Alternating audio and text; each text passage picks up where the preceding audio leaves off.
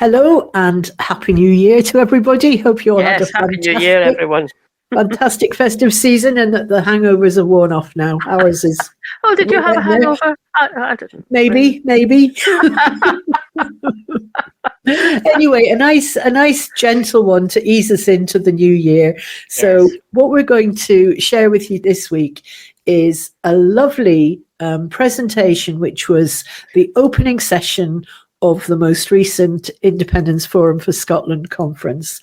And that took place on the 8th of November, I think, 2025. And this is from the Makar, Padraig MacAoidh. We both really enjoyed this session, didn't we, Marlene? I just loved it.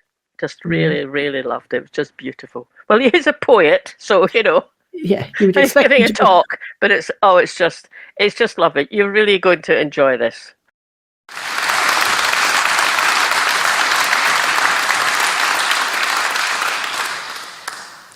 It's a pleasure to be here.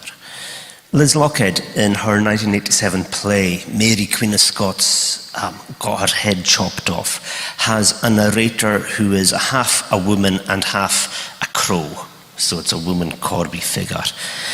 And the Corby starts off by asking, country, Scotland, what like is it? It's a peat bog. It's a dark forest, it's a cauldron or lie, a salt pan or a coal mine. If you're guy lucky, it's a bricht beer meadow or a park of Kye. Or maybe it's a field of stains. It's a tenement or a merchant's haw, Prince's Street or Paddy's Market. It's a fistful of fish or a pickle of oatmeal. It's a queen's banquet or roast meats and junkets. It depends. It depends. I dinna ken what your Scotland's like. Here's mine. National flower, the thistle. National pastime, nostalgia. National weather, smur, har, drizzle, snow. National bird, the crow. I dinna ken what your Scotland is like either. I dinna ken what my Scotland is like. How do you talk about what's it like to be a Scot today? I can't do that. It's impossible. I can talk about what it's like to be this Scot today. Every individual has a different experience of Scottishness or being a Scot. So this is going to be a personal talk. It's a real pleasure here because I've been talking to lots of different groups around Civic Scotland as well about culture, trying to make you listen to more poetry, sorry folks, and also trying to bring Gaelic into the room wherever possible.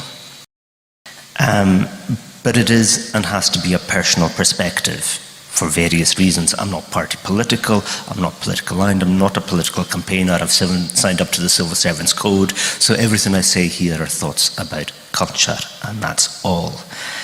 On the next slide, there is a quotation from Alistair Gray, which you will know because it's on the Scottish Parliament building twice over, because we need that. Live as if you work in the early days of a better nation. Obviously, each one of us has a different better nation in mind, and each one of those is individual as well. I grew up in the Isle of Lewis. I'm a Gaelic speaker. I went to Glasgow University. I've lived in Barcelona, Dublin, Belfast. Like many other university-educated Gaelic speakers, I've worked for the BBC, and now I work at one of the oldest of Scotland's universities, St Andrews. Is this relatable? Not really. But it doesn't have to be. And so what I'm going to do here is absolutely look at things that are not relatable, things that are my own particular version of what Scotland is or has been in the past. But to try and get over the nostalgia thing and also to try and think about the different kinds of better nation that I would want, partly informed by literature. For me, Scotland has always been porous. Its borders are always fluid. Its borders are always open. The culture, the literature, the language has always been different things. So Colm Keeley, the Scottish and Irish language organisation, about 15 years ago, created a map which tries to recreate or re-envisage how we see Scotland. And this is a map that tilts our perspectives. And it looks at how Sorry, Shetland. It's one of those maps that Shetland doesn't get on because of the differences of distance. But it's one of those maps that tries to show us how we can see the world slightly differently. And this is looking at Scotland, Ireland as a cultural continuity with similar language and place names.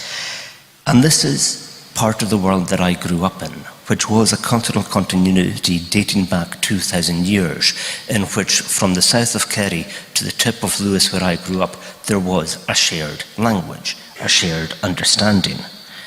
Our oldest poems in Scotland are Irish as well. You can either look at the Altus Prastater, the Hiberno-Latin text, or you can look at the poem by St. Columba when he is coming over to Scotland. Feel soul and glass, tick be air in the hish, knock na netchebit ormta fer air in nachm na. How good is your 8th century Irish? Mine's not great, but the English is more or less, a grey eye looks back upon Ireland, but no more shall see her skies, her men or her women.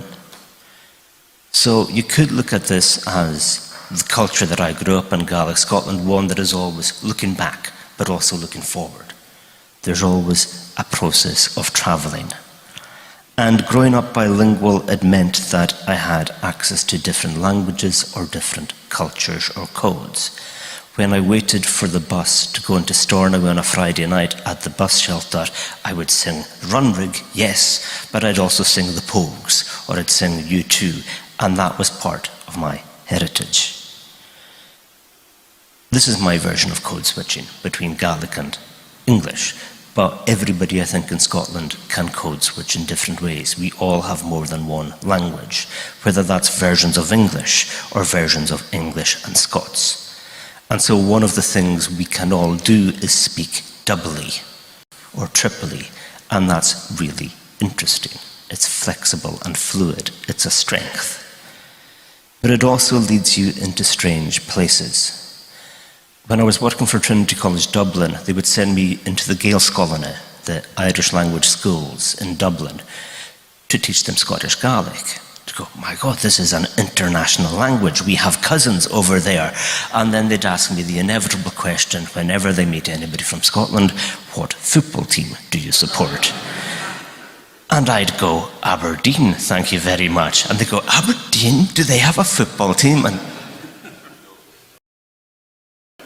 And then I'd say, well, yes, but what do you expect me to say? Well, surely you support Celtic. And I would say, I grew up on the Isle of Lewis. This is where the Reverend Ian Paisley went on holiday. Which he did. He was a good friend of Angus Smith. But that's only part of the story, because growing up in Lewis, there was the Free Church of Scotland, the Church of Scotland, the Free Presbyterian Church of Scotland, later the Free Church continuing, but there were also Catholics, the Baha'i faith, Sikh, Hindus, Muslims. It was a really interesting religious mix underneath the stereotype. And it's always been that way. The next map is courtesy of Google. Sorry, I stole from Google. I've just done a screenshot here. Because this is one that I've used before when talking in Athens. I come from an island. The sea, if I wasn't so terrified of it, would be my friend. It would be the route that connects us all. In 1800 BC, there was a hoard deposited in Adabrock in the north end of Lewis, which had swords, rings, beads that had been gathered all over Europe. This was a trader who had left them there. On 1000 AD, at the Old Manastor on the Isle of Skye, there were dirhams from North Africa found there. We have all of our history being connected by the sea to North Europe and to the Mediterranean. Everything has been in flow or flux. If you believe the medieval versions of Scottishness, Scota was the daughter of an Egyptian pharaoh. Or the Gaels came from Greece, or the Gaels came from Scythia. There has always been desires to find origin in different places because we move. And so growing up in Lewis in the 1980s and 90s was not just an island existence.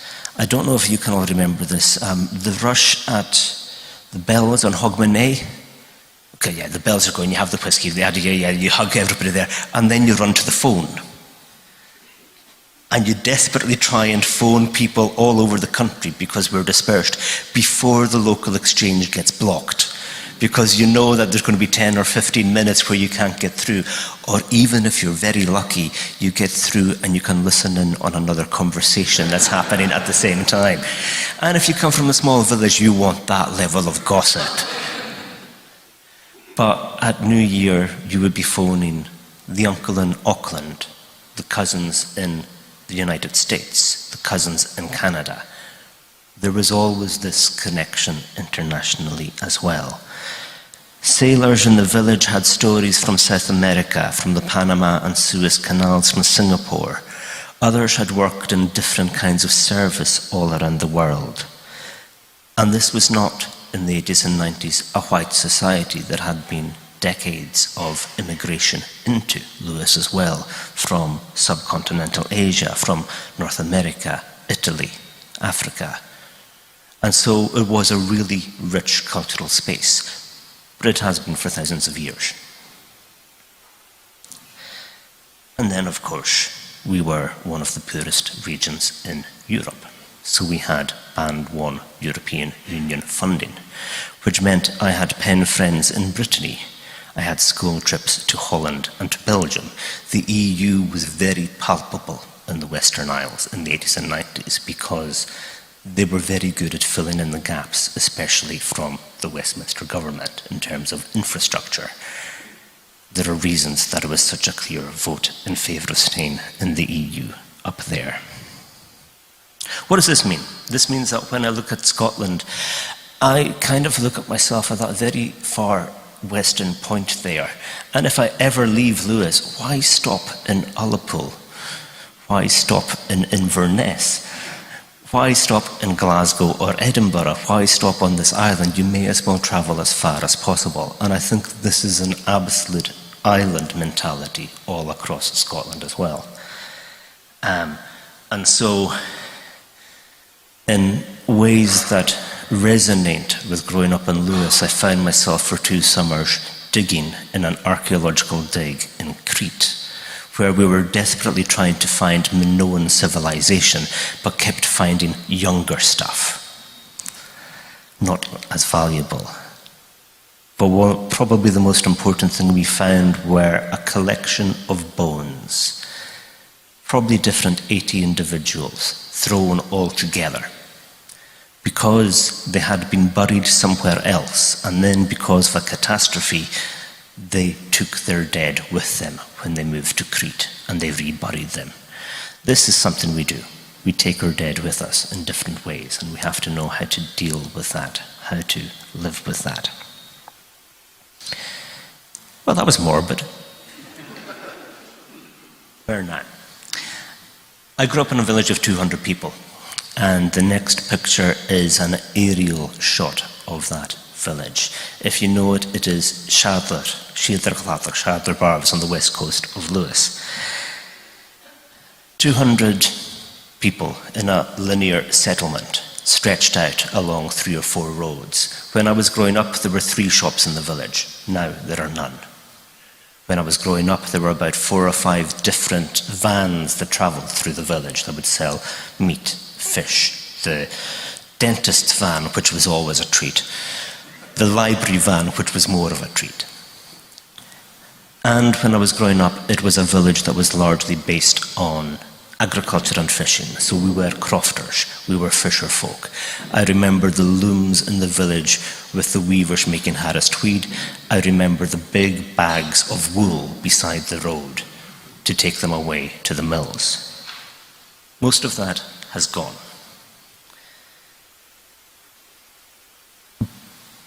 But let's not be nostalgic about that. The village that you see behind me is less than 100 years old, because one of the stories of the Western Isles is constant movement. The village used to be on the shore because it was a village of black houses. In the end of the 19th century, beginning of the 20th century, everybody moved inland to new white houses, sanitary places, with more land and more opportunity.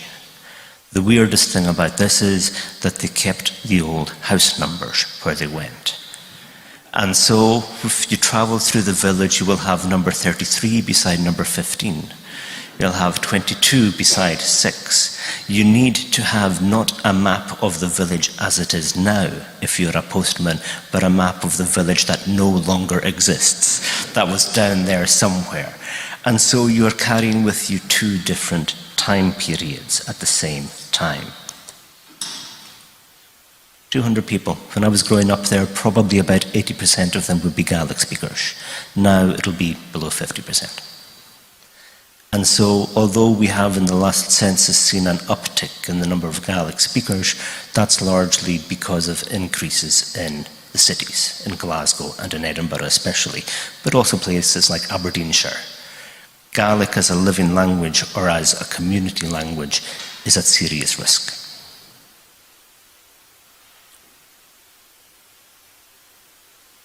Now, why has this happened? Lots of different factors. The internet, education, people buying houses, people moving, the usual factors. But there has been a major shift in my lifetime. Nostalgia itself speeds up. We maybe need to slow down a little bit. This is the last of my pictures. And this is just out the road from my mother's house on top of a hill. I have no idea what this is. Nobody has any idea what this is, but we know that it is old. It is a couple of thousand years old. In my lifetime, it has been known as a settlement, a steading, a chambered cairn, an enclosure. All we know is that there is a trace of a civilization that we don't fully understand underneath our feet, that we have a mystery that we are living in and beside. If you write poetry, God, this is good for your imagination. If you're an archaeologist, I think this is dreadful, it's terrible. But it means that you have this sense of living in a world where there are things we don't fully understand, and that's fine. Histories and time shifts that go beyond anything that we have in our culture. Kind of makes you feel a little bit better when you see everything changing before your eyes as quickly as it is. You might have noticed I haven't really mentioned Scotland there in the last 10 minutes. That's because Scotland was a slightly amorphous entity for me growing up. There were trips to Glasgow, to Edinburgh, Inverness, Cumbernauld, Salin and Fife. But there were more often trips to Skye or Harris. I knew of the Loch Ness Monster, but had not seen it. I supported Aberdeen Football Club, but had not seen them play. The institutions of Scotland were not as visible to me, unsurprisingly, as those of the United Kingdom. I grew up with very narrow versions of history. All I can remember, and I now teach Scottish literature. I have no qualifications in Scottish literature from my schooling. The only history I remember from school is the Vikings and the World War II. I'm not entirely sure what happens in between them. Or if this is the same phenomenon occurring again and again and again. It's quite hard to tell. The comics that we read were Commando, Roy of the Rovers. The films that we watched had very interesting overseas adventures like Zulu, Carry On Up the Khyber, Chariots of Fire, where different aspects of a British identity would combine together. If you close your eyes and think of the Scottish Parliament building, I've no idea what's in your head. I don't know which part of it you will be thinking of or looking at, whether it's the front door, whether it's the woodwork, whether it's the wall I had behind you there. If you close your eyes and think of Westminster, I know exactly what you're thinking of, because it was on the HP sauce bottles. And it is this iconic image that we know.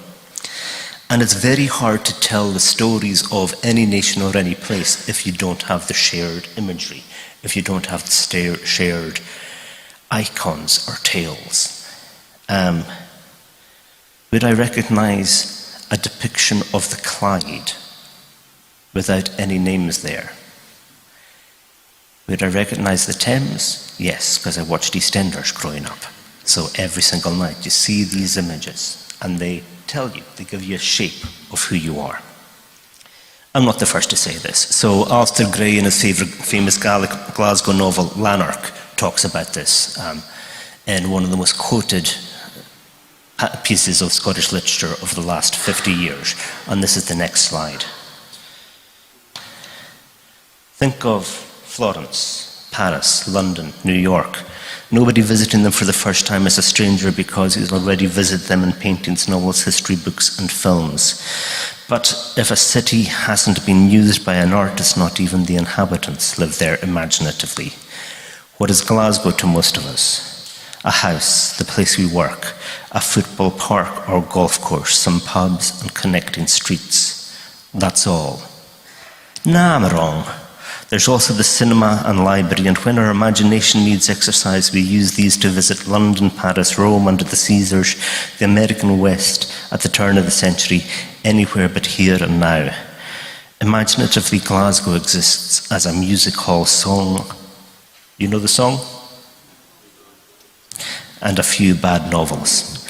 That's all we've given to the world outside. It's all we've given to ourselves.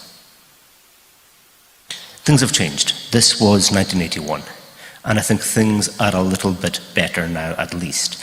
Our institutions are more visible.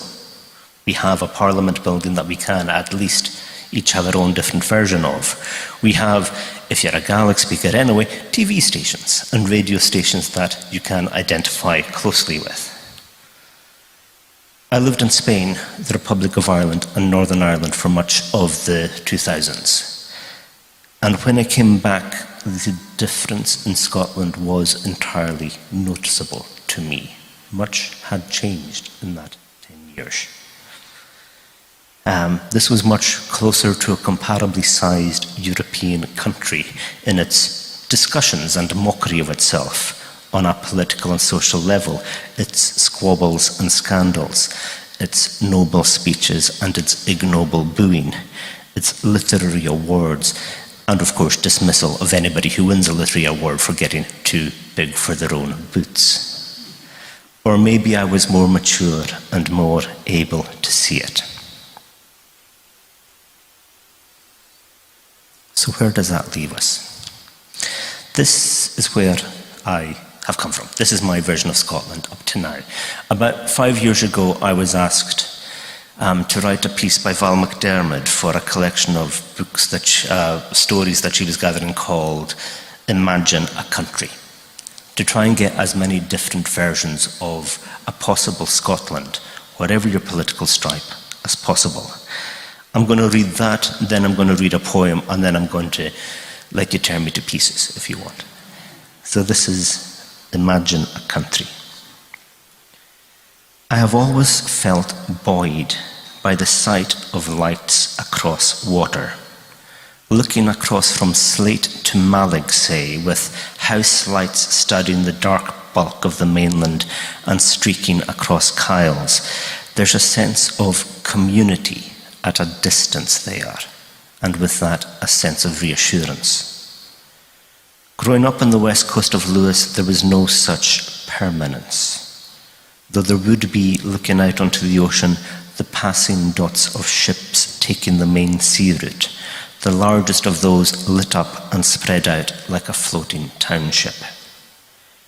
Our own villages, meanwhile, are austere strings of Christmas lights draping the coastline, not too near the edge of the island for fear of dropping off. There is vertigo to living in so much darkness, to the heaving mass of an invisible ocean. What does it mean to imagine a country? Is it the same as imagining a community, or imagining what it means to belong deeply, frivolously, superficially, skeptically, transitorily in or to a place. What of this country? Any country, any Scotland, I imagine, would have to incorporate the Western Isles, where I grew up, and Edinburgh, where I now live. And the emotional and physical connections between those two places seem tenuous. The lights twinkle dimly across those kyles. For Gaelic speakers like myself, Edinburgh has often felt, despite the ongoing attempt to develop a Gaelic centre and a dedicated Gaelic secondary school in the city, Edinburgh has felt like a distant irrelevance. For centuries, if Edinburgh existed in the Gaelic imagination at all, it existed as Calton Prison, somewhere that was a threat. Or it was the risk of having your wallet tricked from you on the high street, or of meeting your end at the hands of the common executioner.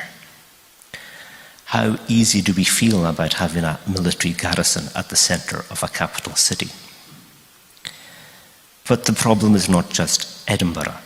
For most of my childhood, any town or city, Stornoway, Portree, Inverness, Glasgow, felt like an unreality, a not entirely welcome necessity, a historic mistake. I didn't even mention Fort William there. I'm on good form today. One of the great things about the Highlands as a space is the lack of a definite centre or a clear hierarchy. We have no respect for clan chiefs anymore. And though in my childhood there was a castle looming over Stornoway, by then it was no longer the moke baronial 19th century drug-hazed dream that it was in the original, but a somewhat run-down college, shabby and apologetic for its past. I can't imagine, in other words, the contemporary Highlands, or by extension Scotland, through the traditional image of the oak tree, one continuous organism in which we are all sheltered by the canopy of London, Edinburgh, Inverness aristocracy, whatever it's going to be. Instead, the Highlands are for me a forest, dotted with lots of different points of power and location. A way that is erratic or unruly, or indeed creative. This might just be another fantasy version of a country, one in which the eccentric, the small, the marginalised can find their own place, can be their own centre. But that's the kind of country I would imagine, one that has rejected the open market, the visionary who would happily buy the land and bend it to their will, and shape the idea of community as they see fit. So, the country I would see is one in which the glinting lights of community exist all year round, where caps are not doffed, where fuel poverty is not endemic in some of the most renewable energy-rich parts, where there is a basic income for artists on the model of the Republic of Ireland, so there can be more artistic experiment, play, creation. Hell, actually no, where there's a universal basic income for everybody, so that happens and everybody becomes an artist. Where LGBTQ plus rights are enshrined and fully respected, where Gaelic speakers, especially in the Highlands and Islands, have affordable housing, jobs and the possibility of making a full living in their communities, where clean and affordable travel between all parts of the country is possible, where epenthetic and Svaravakti vowels are loved and cherished, where every village, each community has a cracking festival celebrating the oddest, weirdest and most localized thing you can imagine, the choice of that community, and which they hold first and foremost for themselves, and I, tourists, are welcome too. The Festival of Bog Cotton, great. The Lewis Kabaddi Festival, sign me up. I wrote that 3 years ago. I stand by more or less all of it, still. If I was writing it now, I'd probably have to be a bit more ambitious. I would say, I imagine a country where libraries don't get burned, where the word's gone. Let's not talk about contemporary politics globally. And this has left me now in a slightly odd position because I am the first Gaelic speaking Makar. I get to speak in rooms like this where if I switched into Gaelic, I think 3 or 4 of you at most might be able to follow what I speak because I've got a particular west side of Lewis tinge to my accent, where I try and encourage people to think creatively as much as possible, but also to celebrate that multilingual, diverse, porous culture. So one of the things I'm doing as Makar is trying to get people to write poems in as many languages as possible. If you know anybody in secondary school, there's a great initiative called Mother Tongue, Other Tongue, where you have to write poems in any language but English. And so that's based out of Strathclyde University. I can strongly recommend it. I'm going to finish just with one thing, which is a poem that I was asked to write by Stirling University. I come from Lewis, so obviously they wanted me to write a poem for an orchard. There are no orchards in Lewis. There are no trees that stand upright. The trees, you can't have apple trees that are fruitful at that angle. So I had to go away and do a lot of research, and it's for the Pathfoot building at Stirling University. And one of the lovely things about that village is that it used to be a community of farmers, of millers, and also of cordoners. Do we know what cordoners are? Okay, cordoners is a great old Scots word. It means shoemaker. But it also means from Cordoba in Spain, because that's where they got their leather. So there's this really great Scots word which is talking about international trade, and also international trade and then making it into something new. I'm going to read this poem here. It's not on the slides at all. Bun na Slia. Seo in áte faran de háiseach an dúich, blár, clach chéinechan, áte sí, san nuair sin ardrád, frírád, drochuirte chéal tua go jes, bíad túchaníchan seo, ag áteach a fás agus a mélich agus gríasachan, cordoners, bha jalanta le bíon go hín gur cep go oprachach mar gan bé lethir finad Cordoba bhain. Áte siúil talú síl mhór, na churas túniu ver mílsin fataú, héide bhóin, blian and joy blian and joy blian. Pathfoot. This is one place the country began. Battlefield, memorial stone, place of peace, and then high road, by road, bridge connecting wild north to wild south. They were farmers here, cultivating, growing, milling, and shoemakers, cordoners, skilled with hide, working it on the last, gently handling it as if it was the finest leather from Cordoba. A place of flow, a place of plenty. What you sow today will take you many long miles, might be reaped year upon year upon year. Moran taing gaif ule. Thank you all very much for listening.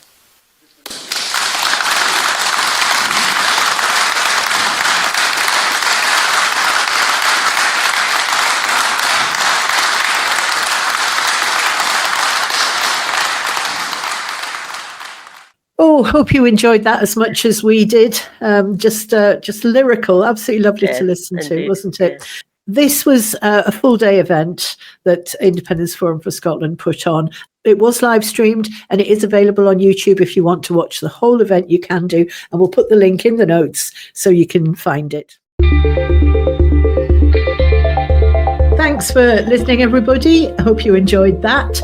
If you want to make sure you're following us and subscribe to us, then you get notified every time we put something new out so you don't miss anything. That would be great. Also, you can click the little bell if you're watching on YouTube.